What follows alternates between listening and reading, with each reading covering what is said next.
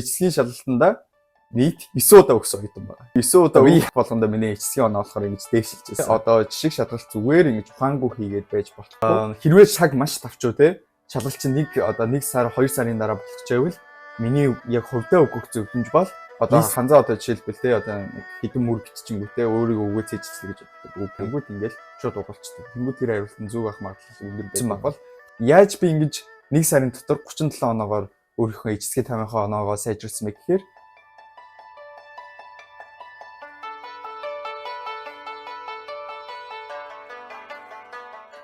За yo guys шимтгэлтэйгээ тавтай морил. За наа Бутмагна гэдэг. Миний би яг одоо Хятадд ирсэн байна. За өмнөх бичлэгийг үзсэн бол би Тэнжиний их сургууль сая болохоор 100% тэтгэлэг аваад тэгээд одоо суралцаж эхэлсэн оюутан байна. За тэгээд би та бүхэндээ энэ өнөөдрийн бичлэгээр юу хүргэх юм бэ гэхээр эцсийн оноод хэрхэн бэлтгэх вэ гэдгийн талаар ярих байгаа. За application process мэдээ сургуульд apply хийхэд хамгийн чухал зүйл бол эцсийн оноо гэдэг. За тэгээд би энэ эцсгийн оноогоо одоо би хэрхэн авсан? За хэрхэн эцсгийн оноогоо одоо хурдан хугацаанд хурдан сайжруулсныхаа талаар та бүхэнд өөрийнхөө зөвлөмжийг өгнө. За миний биеийн хувьд болохоор та өөрийнхөө яг бэкграундаа хэлвэл би өмнө 9 дугаар ангиас болохоор хятад хэлээ 10 жилдээ үзэж эхэлсэн оюутан. Гэтэ би ерөөсөө хийгээгүй хятад хэлээ яг нэлэхэд бол ерөөсөө хийгээгүй 10 жилдээ би яг өөртөө хумсар тавиагүй өөрөө одоо хийж хятад руу явъя гэсэн зорилго ерөөсөө байгаагүйсэн болохоор ерөөсөө хичээл хийдгүйсэн. За тэрнээсээ болоод би хятад хэлээ за 3 жил одоо суралцчаад эцсийн 4 онд за одоо би эцсийн 3-тай гэж өөрийгөө хэлдэг. Эцсийн 3-тай одоо төгссөн тийм оюутан 3 жил сурчаа эцсийн 3-тай шүү дээ тийм ээ. Тэнгүүт за тэрнээс хойш би одоо төгсчөөд 1-р курст оронгуудаа эцсийн оноогоо аваад хятад руу явъя гэсэн зорилго өөртөө хувьдаа тавиад тэгээд яг хуваараа бэлдсэн оюутан байгаа. Ямар ч одоо юм сургалтанд сууж байгаагүй одоо тэнгүүт ингээд би яг хэрхэн өөрөө ингэж одоо хуваараа бэлдсэн хэрхэн өөрөө ингэж эцсийн оноогоо авсныхаа талаар та бүхэндээ өөрийнхөө бяцхан зөвлөмжийг бяцхан ч хинж бас сайшин бас их хэрэгтэй мэдээлэл болохоор та бүхэндээ хүргэнэ. За би болохоор эцсийн шалгалтанда нийт 9 удаа өгсөн оюутан байгаа. За би яагаад эцсийн оноогоо эцсгийн ингэж их өгдөг байсан бэ гэхээр яагаад вэ гэвэл би хуваараа бэлдчихсэн. Намайг одоо ингэж надад шахах хүн байгаагүй. Тэнгүүт би өөрийгөө намайг шахдаг зүйл болохоор миний HSG-ийн шалгалт болцсон. Энэ HSG-ийн шалгалт гэдэг зүйл болохоор намайг ингээд одоо хятад хэлээ бэлтгэхэд ингэж хурцлж өгч байсан зүйл гэж хэлж болно.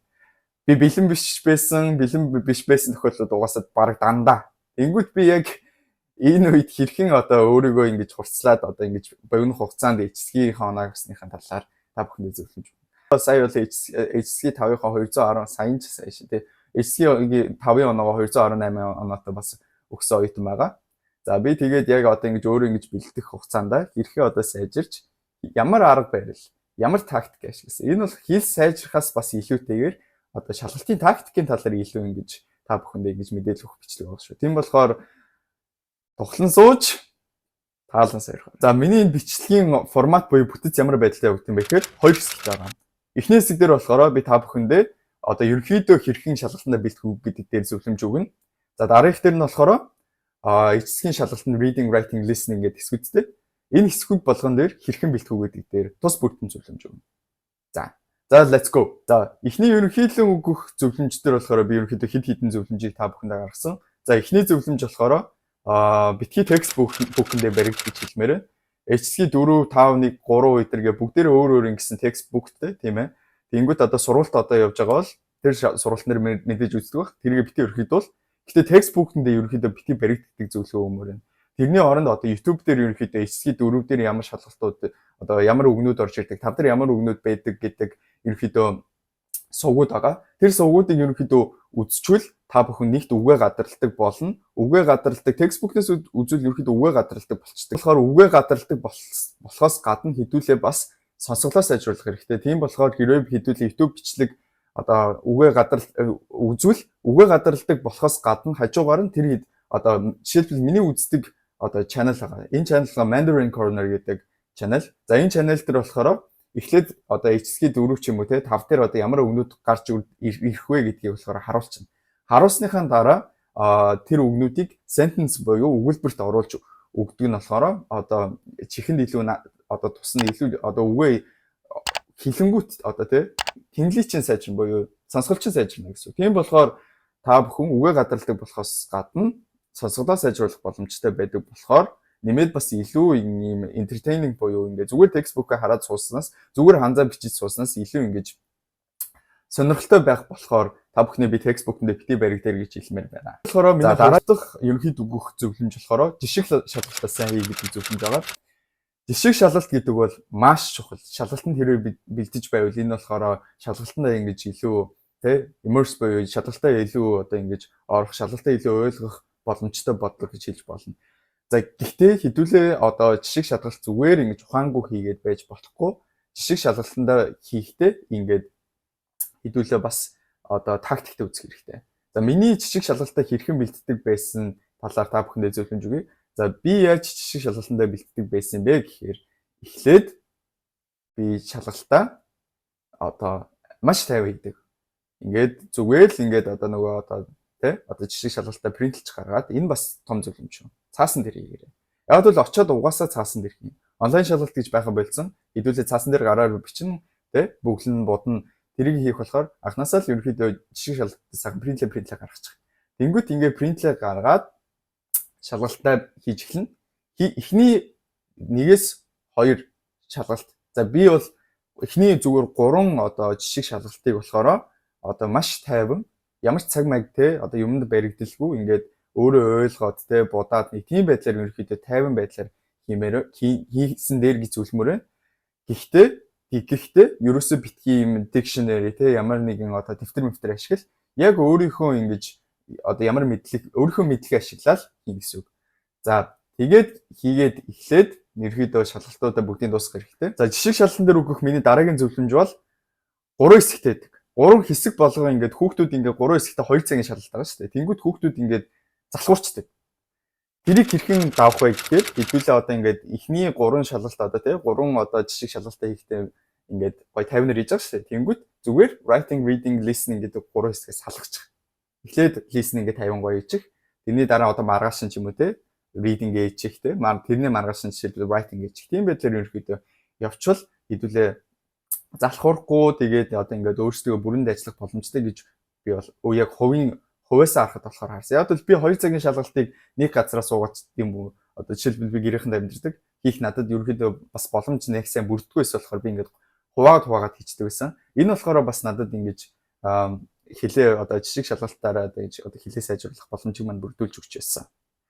За дараагийн миний өгөх зөвлөмж бол хэрвээ 3 шалгалтаа 50 өгч дуусныхаа дараа шаблонтойгоо одоо нөгөө хариунууд байгаа шүү дээ. Хариунуудаа сайхан хараад энэ юм байсан мэн, ийм байсан мэн гэд ханснуудаа одоо нэг бүрчлээ одоо яана гэсэн. Өмнө нь болохоор хэдүүлээ dictionary эднэр ерөөсөө ашиглах өөрхөн мэдлэгээр хийцэн байгаа бол тэрнээсээ дараа нь одоо шаблон буюу хариултаа утаснаас ингээ хараад одоо засаад явангууд ингээд энэ ийм байсан мэн, энэ ийм ханц юм байна гэд ерөөхдөө хүн алдаанаас суралцах хандлага өндөртэй байдаг. Тийм болохоор хамаагүй алдчих. Тэнгүүт алдсныхаа дараа ингээд энэ чи ийм ханц юм биш гэд явангууд тархинд илүү наалдаж өгдөг юм шиг надад санагдсан. Тийм болохоор та бүхэн яг тгээ бол бас зүгээр байдаг шүү. За тэгэхдээ болохоор бас энэ дэр бас нэг хак байдیں۔ Хак маягийн юм зэрэг. Миний анзаарснаар шалгалт өгж байгангууд ерөөхдөө нэг 2 хариулт нь болохоор надад бүр ямар ч юм одоо хэрэггүй ч юм уу ямар ч одоо ингээд гараагүй одоо энэ хэрвээ та хилээ сайн мэддэг одоо ерөөхдөө ханз манзаа гадарладаг болсон бол за энэ 2 хариулт нь угаасаа биш юм байна гэдгийг болохоор угаасаа мэдчихнэ. Тэнгүүд та бүхэнд яг 2 сонголт гарч ирдэг. Энэ 2 сонголтын аль нь вэ гэдгийг мэдэх шаардлага гарна. Тэнгүүд жишг шалгалтаа 50 хийсэн байгаа. Угаасаа 50 хийчин.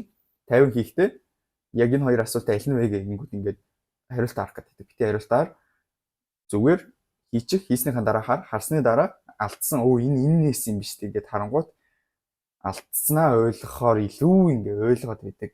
Учираас та бүхэн тэгээд бас явуучвал ерөөхдөө зүгээр идэх. За шалгалтаа 50 хийгээд дууссан бол дараа нь бол заавал шалгалтанд байгаа юм шигээр таймер тавиад бүхэл бүтэн яг 2 цагийг ингэж сууж үзэх хэрэгтэй байгаа. Таймераа тавиад 2-3 удаа одоо 2-3 юу одоо жишг шалгалтаа хийгээд одоо ханснуудаа цээжлээд дотор нь юу гарсан тэрийгээ ингээ сайхан нүдлээ дууссан бол заавал одоо ямар нэгэн кафе ч юм уу одоо номын сан ч юм уу study room ч юм ямар нэгэн одоо чимээгүй орчинд суугаад бүхэл яг 2 цагийг яг шалгалтаа өгч гэн гэсэн байдлаар хийх хэрэгтэй.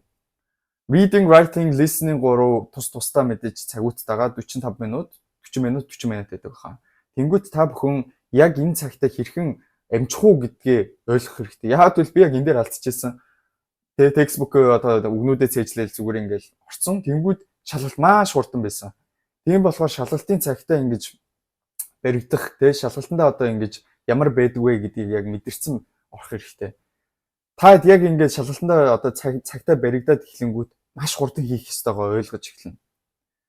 Тийм болохоор 2-3 материал буюу 2-3 жишг шалгалтыг яг 2 цаг яг шалгалтанд байгаа юм шигээр хий. Энэ бол маш том зөвлөмж шүү. Заавал хийж үзэх хэрэгтэй. Тэнгүүт та бүхэн за би энэ дээр ингүүл зүгээр юм байна. За би одоо энэ дээр ингүүл ийм тактиктэй явмаар байна гэдэг зүйлэн дээр ерөнхийдөө ойлгож эхэлнэ. Би бол одоо яг та бүхэнд яг эцгийн шалгалтууд цаг маш хурдан байдаг. Ялангуяа reading хэсэг маш хурдан байдаг болохоор та бүхэндээ хэрхэн одоо ямар тактиктэй одоо тус бүгдний ямар байдалтайгаар тактиктэй орохыг бол одоо тайлбарлаж өгнө.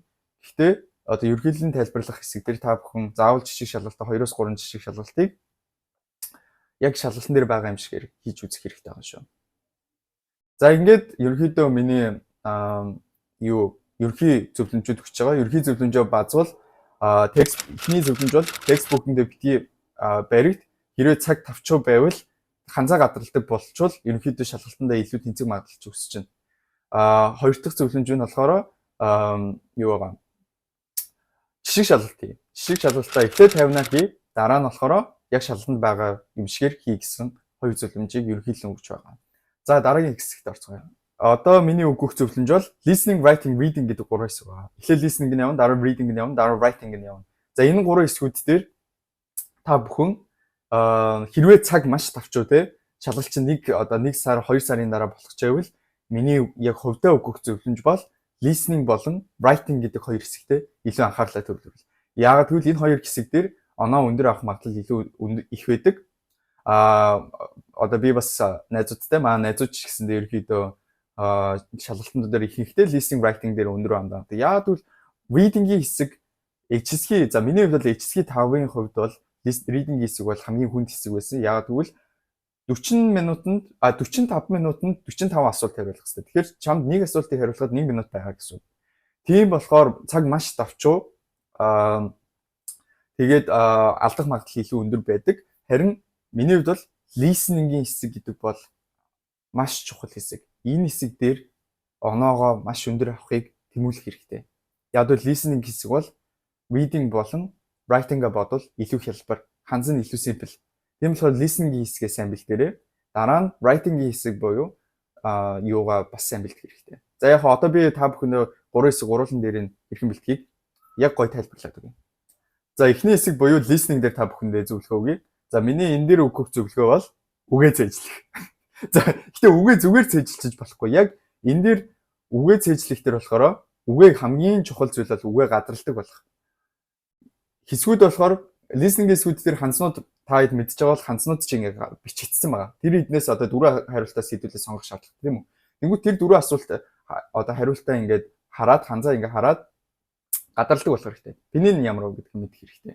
Хэрвээ пинийн нь ямар вэ гэдгийг мэдчихвэл ерөөхдөө их олон асуудал болохоор ерөөхдөө байх болчихж байгаа. Listening дээр үгээ гадарладаг бадралдаг болоход л хамгийн гол нь хангалттай болчихж байгаа. Гэхдээ үгээ цээжлэхдээ одоо зүгээр цээжлэе гэдээ битгий хай урт хугацааны ой сонмчонд заавал оруулах хэрэгтэй. Хэдүүлээ ингээд одоо та яаж үгээ цээжлэх вэ мэдэхгүй байна. Зарим бичиж байгаа, зарим нь одоо ингээ хараад суудаг байж болно. Тэнгүүд үгээ хамгийн гол нь урт хугацааны ой сонмчонд оруулах гэдэг бол маш том зүйл болчихж байгаа. Яагаад гэвэл хүмүүс одоо ханзаа одоо жишээлбэл одоо нэг хэдэн мөр биччихэнгүүтээ өөрийгөө үгээ цээжлэе гэж боддог. Үгүй. Ихэнхдээ үгээ мартчихдаг, явандаа мартчихдаг, шалгалтын процесс донд ерөнхийдөө өгнүүдээ мартчихдаг. Тийм болохоор иргэн санджах хэрэгтэй. Урт хугацааны ой санамжтай оруулахын тулд эхлээд өгнүүдээ ингээд хараад одоо гадарладаг болчихно. Тэрнийхээ дараа хэдэн цагийн дараа дахиад хар. Хэдэн цагийн дараа харсан бол маргааш өглөөний ч юм хаар. Тийм байдлаар ерөнхийдөө үгээ ингэж олон давтснаар тэрхэнд чи сууж өгнө. Урт хугацааны ой санамжтай оруулна гэсэн үг. Тийм болохоор жишг шалгалтууд маш эрт болж байгаа. Яг тэгвэл хэдүүлээ үгээ цээжилсэн бол жишг шалгалт хийж хахад тэр өгнүүд чинь гараад ирнэ. Тийм болохоор ингээд эн чи ямар үг байлаа гэдгийг ингээд дахиад ингээд хараад эн чинь бас ингээд урт хугацааны ой сан чинь сайн нөлөөлөл авчиж байгаа гэсэн үг. За жишг шалгалтаа хэдүүлээ ярих юм байли. За жишг шалгалт маш чухал гэдэг бол та хэд ойлгосон байх мэдээж. За хэдүүлээ listening дээр ерөнхийдөө 4-5-ын ялгааг бас олчвол бас зүгээр байх. Яг л би 4 өгж явахад бол одоо ингээд нөгөө 4 хариулт байгаа те. 4 хариултын одоо ямар нэгэн одоо ингээд хэсэгтэй одоо жишээлбэл чифан л тийм ээ. Одоо хоол би идлээ ч юм уу те. Юм хэсэг гараад ирэнгүүт ингээд шууд угалцдаг. Тэнгүүд тэр хариулт нь зүг авах магадлал өндөр байдаг бол 5 дээр илүү ингэж ойлгох шаардлага гардаг. Одоо ямар нэгэн хэсэг явлаа. Тэр хэсэг нь дуусныхаа дараа гэхдээ ч юм уу те ямар нэгэн жижиг үгнүүдээ одоо сайн сонсох хэрэгтэй. Одоо дайнш ч юм уу те одоо гэхдээ ингэж эсрэгцүүл орж ирэх хэсгүүд байдаг. Тэр хэсгүүдээ бас сайн сонсоод 5 дээр болохоор ерөнхийдөө яалтчгүй ойлгох хэрэгтэй болдог. Тийм болохоор хэдүүлээ 4 дээр жишээлбэл 4-өө бэлж байгаа одоо охид залуучууд байвал хэдүүлээ одоо үгээ гадарладаг болоод очвол ерөнхийдөө цаг бүр тавчуулаад үгээ гадарладаг болоод орчвол нөх амар буруудаад авах зүйл байхгүй. Гэхдээ мэдээж хэдүүлээ хятад хэлээ сайн сурах хэрэгтэй. Ер нь юу ярьж байгаа гэдгийг ойлгодог болсон байх хэрэгтэй байх шүү. Тэрийг мартаж болохгүй. За миний хувьд болохоор listening дээр хэрхэн бэлдсэн бэ гэхээр жишг шалгалт хийж сонсголоо сайжруулахаас гадна би маш олон подкаст болон кинонууд үзсэн. Тэрнийхээ ачаар болохоор миний тэнглийн болохоор одоо бусад чадрууд бас хамгийн сайн болж хөгжсөн байгаа. За миний үздэг подкаст болон мувинууд гэвэл та бүхэнд одоо яг ингээд сайн гаргаад өгье. За энэ дээр болохоор Mandarin Corner байгаа. Mandarin Corner боёо подкастын одоо бас зүгээр подкастууд бас явахгүй. Эсгийн 4-ийн өгнүүдийг хэлж өгнө. Бас тэрнээс гадна одоо юм гудамжаар явж байгаа одоо юунууд хүмүүстэй ингэж ярилцлага хийдэг. Маш entertaining байдлаар тэнглийчийн сайжруулах боломжтой YouTube channel байгаа. Тэрнээс гадна Rita Chinese гэдэг бас подкастууд байгаа. Dashu Mandarin Chinese би энэ одоо яг энэ дээр зургийн нэртэй гаргаад өгчин. Dashu гэдэг бас 3 одоо аавгах гэхүүтэй ах маягийн хүмүүс бас ингэж урт хугацаар ингэж подкастууд хийдэг. Гэхдээ яг энэ дээр болохоор арай ингэж энэ одоо подкастыг сонсомоор байвал илүү юм 5 ч юм уу те 5 бэлж явах үедээ сонсвол зүгээр яагаад гэвэл ихэнх бичлэгүүд нь тийм доороо юугүй орчуулгагүй байдаг. Тийм байгаа. За movie дээр гэвэл та бүхэндээ би юу санал болгох вэ гэхээр драманууд. Ерөнхийдөө би драмад жоохон сонирхолтой хүн. Сүүлдээ яг нэг дуртай байх болцсон л да. Өөдсөн гэж хэлэх үедээ. Эхэндээ бол би үзэж байхдаа хятад одоо C драманууд их үздэг байсан. За би тэрэн дээр та бүхэнд сайхан игнүүлээд одоо энэ дээр гаргаад өгье. Анх суралцж байхад яг ямар драманууд их сонирхолтой. Тэгээ өгнүүд нь илүү амар вэ гэдгийг болохоор ингээд сайхан гаргаад өгье. За та бүхэндээ дахиад яагаад жишг шалгалт чухал вэ гэдгийг тэнглий дээр listening хэсэг дээр болохоор тайлбар өгье. Яа тэгвэл HSG 4-5 өгж явахад шалгалтан дээр дахиж одоо саяны одоо нөгөө таны хийсэн жишг шалгалтны асуултууд орж ирэх магадaltaй байх тохиолдол байдаг. Яг тэр бүхлээрээ орж ирэхгүй гэж болох ч гэсэндээ одоо асуултуудын хариулт нь тийм ээ ороод ирэх боломжтой байдаг. Тийм болохоор та жишг шалгалтаа хийсэн бол одоо тэр шалгалтынхаа одоо хариунуудыг ингээд мэддэг цээжлээд мэддэг болсон байхад дараа нь одоо тэр хандж ороод ирэх юм бол та тэр асуултыг дөнгөн амархан хариулчихна гэсэн үг. Тийм болохоор жишг шалгалтаа сайн хийх хэрэгтэй. Тэрнээс гадна listening дээр өгөх хамгийн чухал зөвлөгөө бол тэрч буюу паник гэж болохгүй. Яг л listening бол хамгийн эхлэл хэсэг буюу гараа сайн бол бараа сайн гэдэг үг байдаг. Тэр бол маш үнэн. Тийм болохоор одоо ямар нэгэн яг л би яг өөрийнхөө хувийн туршлагаасаа хуваалцвал би HSG-ийн шалгалт 2024 оны 11 сард HSG 5 өгчээсэн. Одоо өнгөрсөн жилийн 11 сард гэсэн үг. Тэнгүүт HSG 5 өгөөд би яг 180 оноотойгоор болохоор хийчихсэн. Тэнгүүт би одоо яг дараа нь яг тэр оныхаа яг 24 оныхаа 12 сард яг 1 сарын дараа шалгалтаа HSG 5-ын шалгалтаа дахиад өгөхөд 217 болж өссөн байна.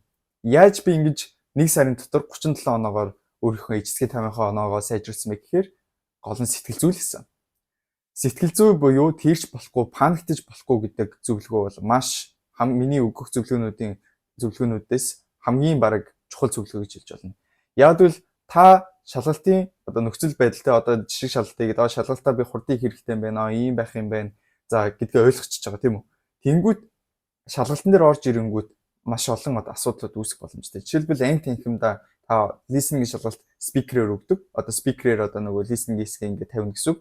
Тэнгүүд та бүр ингээд хамгийн ард суудсан байх тохиолдлууд ч гарна. Эсвэл ингээд ард суудсан урд сууж байгаа хүн чинь ингэж маш их хөдөлгөөн хийдэг ч юм уу, ингээд сатааруулах юмнууд хийдэг ч юм уу те. Тэгээ одоо маш олон одоо нэг хүчин зүйлүүд одоо гадаа ямар нэгэн чимээ мэмэ болох ч юм уу те. Юу ч болж болно. Та тэрийг мэдхгүй, та тэрийг удирдах чадахгүй.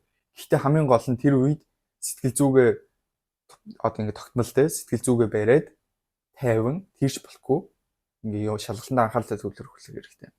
Бас тийш болохгүй гэдэг дээр яг шалгалтын дундуур болохоор ажиглагддаг. Тэр нь бол шалгалт эхлэнгүүд одоо эхний одоо асуулт ч юм уу ямар нэгэн асуулт гарч ирлээ. Та одоо асуултын хариултаа сонсож чадсангүй. Тэгвэл тэр үед битгий паникт зүгээр л зүг гэж бодсон одоо хариултаа дугуулаад шууд дараагийн асуултанд төвлөр. Битгий одоо би энийг сонсож чадсгүй. Энэ юу гэлээгээ эргэлзээ суу. Битгий тийг зүгээр л хай. Зүг гэж бодсноо дугуулаад дараагийн асуултаа зөв хариулнаа гэсэн бүрэн дүүрэн итгэлтэйгээр ор. Тэгэхгүй бол та одоо нөгөө асуултаа мэдхгүйгээсээ болоод одоо асуултанд хариулж чадахгүйгээс болоод дараагийн асуулт руугаа одоо яг тийм тийрсэн байдалд орчвол дараагийн асуултаа алдах магадлал маш өндөр болдог. Тийм болохоор та зүгээр паниктж тэрхгүйгээр тэр мэдхгүй асуултуудаа хаяад шууд дараагийн асуулт руу орох хэрэгтэй байна. За энээсээ ургаад миний team leader яг шалгалт эхлэмэгц ямар арга барилтай явбал хамгийн оновчтой байсан бэ гэдэг дээр зөвлөгөө өгье. За миний хувьд бол listening-ийн хэсэг дээр хамгийн эхлээд шалгалтын танилцуулга хэсэг явагдав. Одоо ингээд за шалгалтын хэсгийн 4 5 одоо тий 5 морилоо одоо хэлж яана гэсэн одоо эхлэл хэсэг явдаг нэг 20 секунд байдаг баха. Тэнгүүд яг тэр хэсэг дээрээ та шууд шалгалтаа нээлээ. Эхний 5-аас 10 асуултаа ингээд харчих. Ганцнуудаа ойлгочихоо. Энэ пининтэй ийм шиг төрлийн асуултууд орж ирэх юм байна. Окей гэдэг ерөнхийдөө ойлгочихно. Тэнгүүд ингээд дараагийн бадаг нь явна. Тэр бадаг буюу 10 секунд явдаг тэр яг нөгөө дараагийн параграф хэсэг дээрээ хамгийн зөвхөн ихний асуултандаа л төвлөр. Зөвхөн ихний асуултандаа төвлөр. Тэнгүүд тэр ихний асуултан дээрээ бүх пининүүдээ ойлгоод за ийм 4 хариулт байгаа шүү дээ. Тэр 4 хариултыг дөрүүлэнгийг хараад окей. За ийм шиг юм гарч иж магадгүй юм байна гэд ойлгочих. Тэнгүүд асуулт эхлэнгүүд 4 асуултаа харцсан. Тэнгүүд ингээд шалгалт маш ялбарч. Тэнгүүд ингээд жишээл HC 4 5 дээр болохоор тусдаа зөвлөгөө өгөх шаардлага гарч байгаа. Тэнгүүд 4 дээр жишээлбэл одоо асуултаа бараг сонсох шаардлагагүйгээр шууд дугуулчвал бас бараг зөв байх магадлал маш өндөр. Яг л би HC 4 дээр тэнглийг яг тэгж хийгээ нэг 80 хэд хамгийн өндөр оноо авч ирсэн. Бусад нөгөө reading болон writing гэсэн. Тийм болохоор та хэрвээ шууд ингээд 4 өгчээвэл одоо нэг хэсэг алаа шууд дугуулчих. Харин 5 дээр асуултуудаа сонсох шаардлагатай болдог. Яг бол одоо нөгөө хэсэг гарчихсан шүү дээ. Тэнгүүд ингээд асуулт нь бас арай өөр байдлаар орж ирэх магадaltaй байдаг. Тийм болохоор та 5 дээр бас асуултуудаа бас хальт сонсох хэрэгтэй. Гэхдээ миний яг өгөх зөвлөгөө бол харж агаад дугуулад асуулт явдаг хэсэг байгаа тий. Одоо за энэ юу гэсэн бэ? За энэ хүн юу хийсэн бэ? Энэ хүн хэн бэ гэдэг ч юм уу тий. Ямар нэг асуулт гардаг хэсэг дээрээ аль хэзээ дугуулсан дараагийн асуултынхаа хариултуудыг хараад сууж явах хэрэгтэй. Тэр бол маш зөв тактик. Үнэхээр үр дүнтэй тактик байна.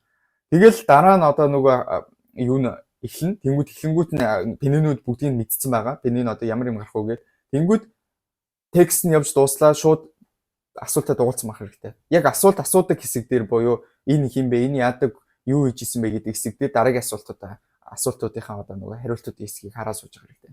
Тэгэж яваад асуулт 30 дугаар асуулт дээр байгаа. 30 дугаар асуултсан дээр одоо хоёр одоо нөгөө урт текст өгнө. Тэнгүү тэндээсээ одоо хоёр асуулт ч юм уу сүүлдээ бүр ингээд нөгөө урт текстээсээ 3 асуултанд хариулах шаардлагатай болдог. Тэр хэсэг дээр болохоор яг дараалалаар байгаа.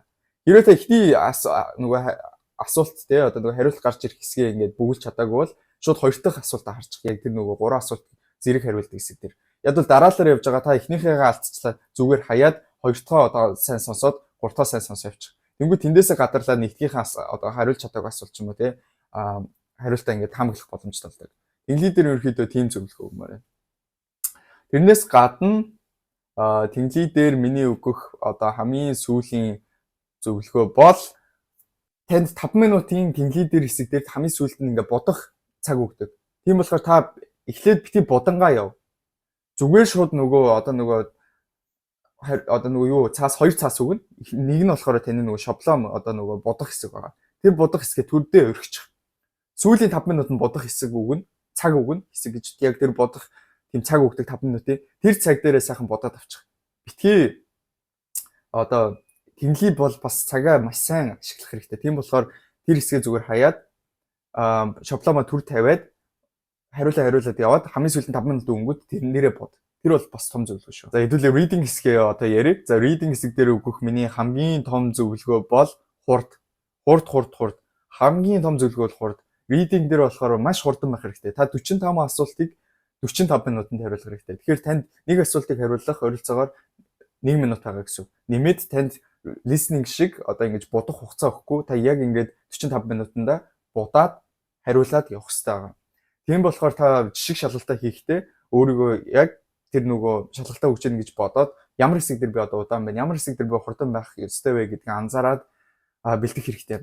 За reading дээр бол миний хувьд хамгийн хэцүү хэсэг бол эхний 15 асуулт гэсэн. Яг бол эхний 15 асуултан дээр болохоор ижил өөрөөр утгатай гэхдээ ингээд ханцнууд нь ойролцоо өгнүүд байдаг. Тэнгүү та тэр өгнүүдийг ингэж салгаж ялгаж мэддэг байх хэрэгтэй. За энэ дээр болохоор хурд хичээл зүгээр. Яг энэ хэсгийг хурд хичээл зүгээр. 15 асуулт байгаа. Энийгээ та 10 минутанд хийчих. За тэнгүүт миний хувьд бол яг энийг бас нэг сайн бэлдэж чадаагүй. Гэхдээ сүүлд нь би бас нэг бүр сүүлд нэг сургалтанд сууж үзсэн. Тэгэхэд надад нэг ном өгч ирсэн. Тэр номон дээр би номыг харуулчих. Энэ номон дээр яг энэ өгнүүдийн яг ижил яг тэр асуулт эхний 15 асуултанд хариулахад туслах үйц шууд ингээд нэг 3-3-аар ингээд ангилцсан өгнүүд байгаа. Тэр нарыг ингээд хараа ойлгоо явуул зүгээр юм. За эхний 15 асуулт болчлоо. Дараа нь 15 асуултын дараа жижиг текст өгөөд тэрэндээ ингэж тохирсон нэг 4 хариулттай асуултууд байгаа.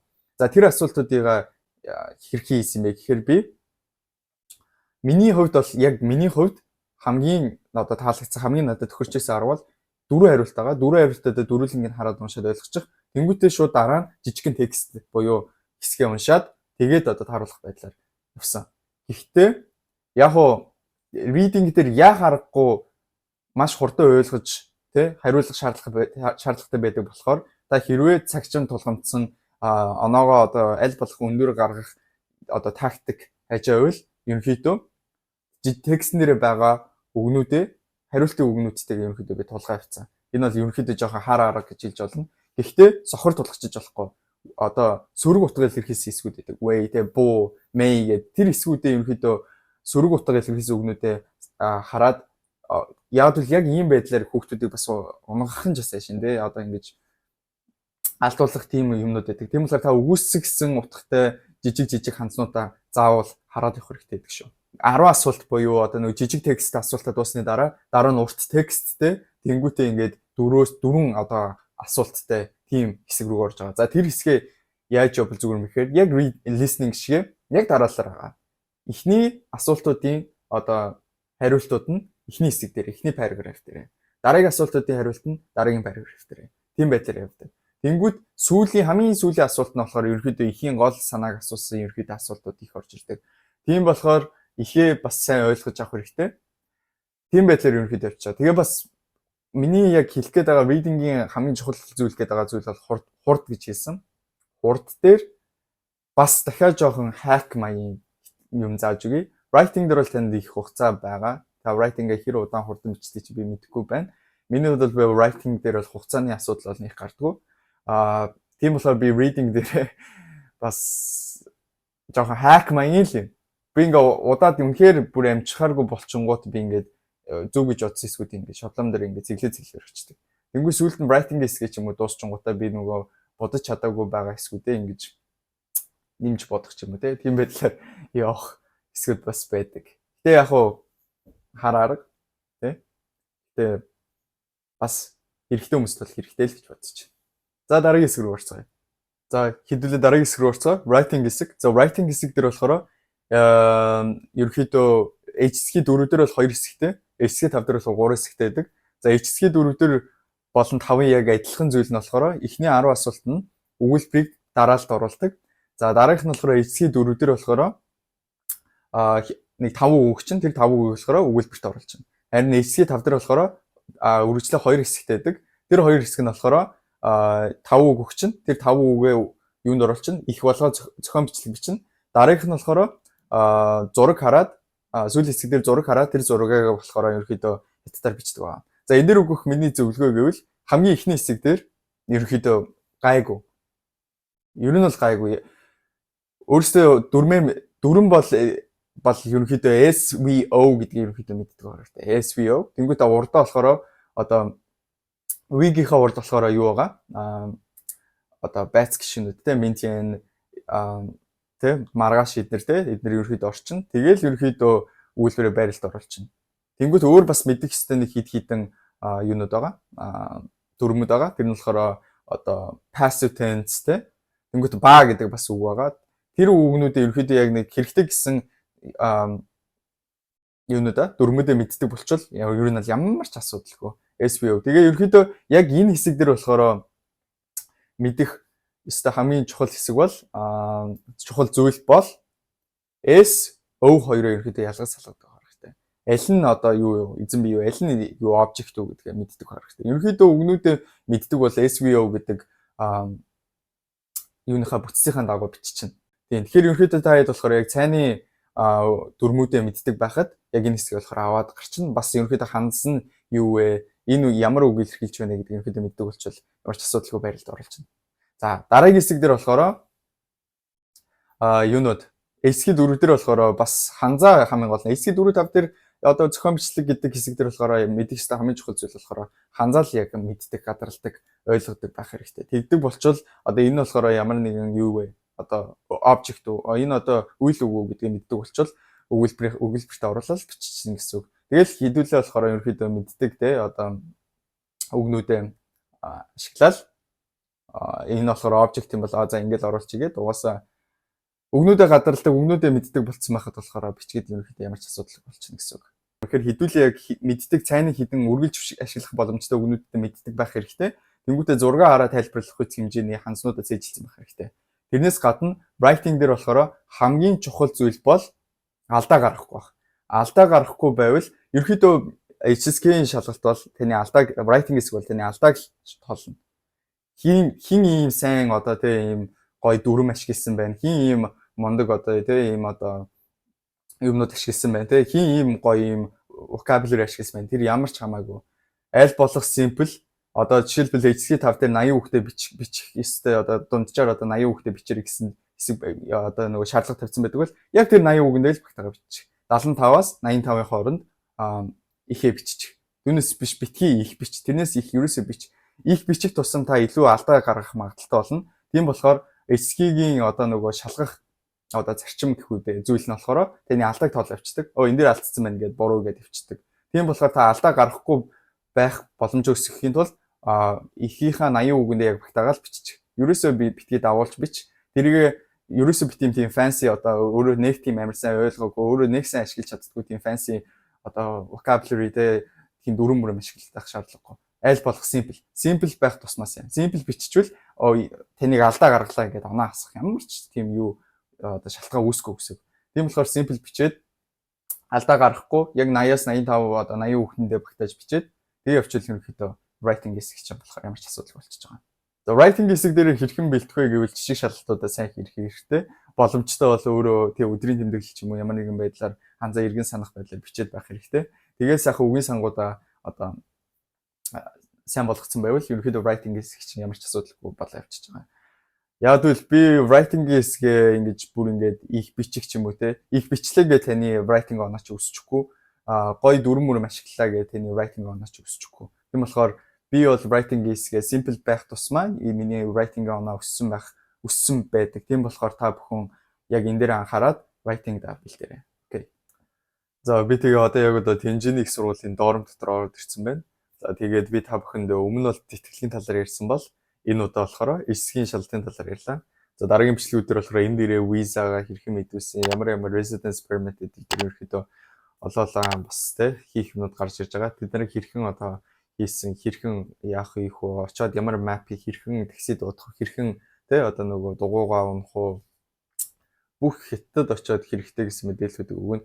Ерөнхийдөө та бүхэндээ энэ чаналаар хятадтай холбоотой бүх мэдээллийг өгнө. Тэгээ entertainment юм аавна, informational явна. Ерөнхийдөө яг тал талын бүх мэдээллийг өгөхөөр та бүхэн хэрвээ миний channel сонирхож байвал subscribe дараарай.